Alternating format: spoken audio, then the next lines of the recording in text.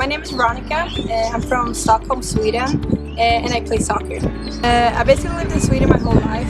I came to America to study and play soccer here at CSULA. So when I was choosing what college I wanted to go to, I had different options. There were some on the East Coast, for example, but I wanted to go somewhere where the weather is warm, and California has one of the best climates. And I mean, Los Angeles in general is such a big city, and like close to the beach too, which I wanted to be, since it just sounded perfect for me.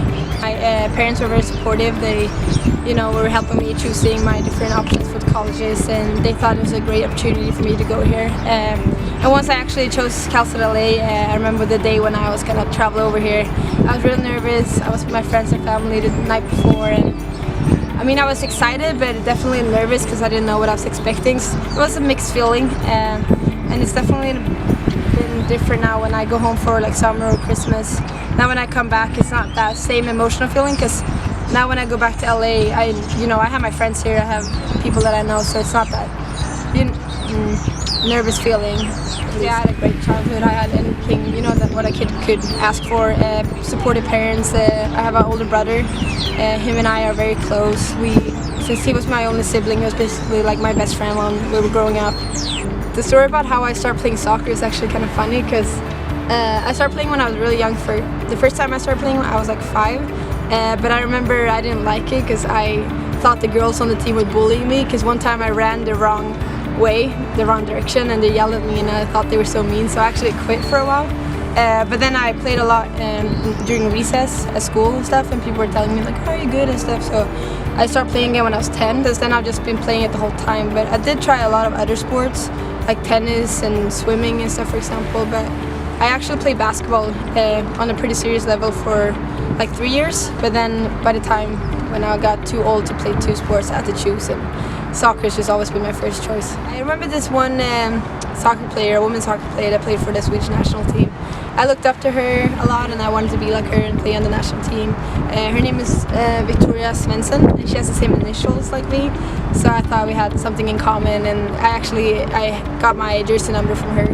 I've been playing soccer on a competitive level for a long time, and when I was younger I got chosen to play for the Swedish national youth team, and it was a big honor to me.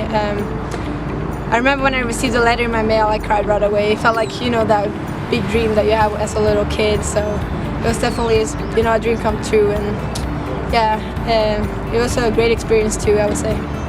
If I look back at all the big games I played, I would say one of my favorite games was probably the first game that I played with the national team. So it was such a big moment, I was so excited, and I remember after they had like fireworks and stuff, and it was just very magical, like I said, like the dream really came true. Another big game that I always look back to is when I played a final in Gothia Youth Cup. I was like 17, and we won against a team from China, and it was just really crazy, and we were under, and we scored like the last minute in overtime and ended up winning the game.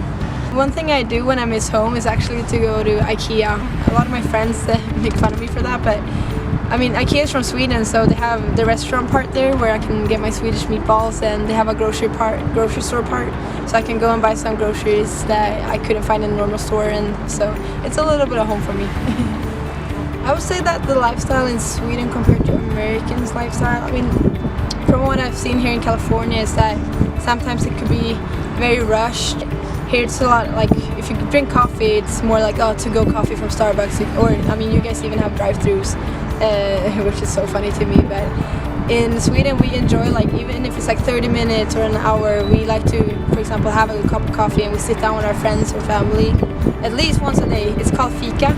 And it's just a way for us to relax and kind of enjoy each other's company, and that's something we do at least once a day. One tradition that we have in Sweden that's actually my favorite holiday that you guys don't have here is called Midsummer. It's something we celebrate in June. It's to kind of welcome summer and stuff. I mean, during the whole half of the year, during the winter half, it's pretty dark and cold in Sweden, so once the summer here we have this holiday where everyone, like friends and family, get together, and you eat, and I mean, you eat and drink and dance, and we have this like flower creation. It's like a pole with flowers, so you dance around it and stuff, and it's just to celebrate summer, and like the light is here finally and stuff. It's one of my favorite holidays. In my opinion, I think Stockholm is one of the most beautiful cities out there. It's surrounded by water, so especially in summer it's really pretty with the water, and there's like different islands connected to each other. And also in the winter it's very pretty with the snow and ice around it, and then a lot of like Christmas decorations and stuff. But it's a little bit smaller compared to LA, definitely, but it's pretty. My first experience when it came to different cultures in Sweden and America was definitely how everyone's a lot more outgoing here and very social and like talk, like especially how strangers can just walk up to you and just start having a normal conversation. That's a big difference when it comes to Sweden. LA is very diverse, especially like our school, Council LA, has a lot of diversity. Sweden, I mean, is majority white people, but we have a lot of immigrants and stuff, and we do have a lot of different people. And if you actually go to Sweden, like you will see it's pretty diverse too. But if I would compare with LA, I think LA is a little bit more diverse. I mean, it's a bigger city.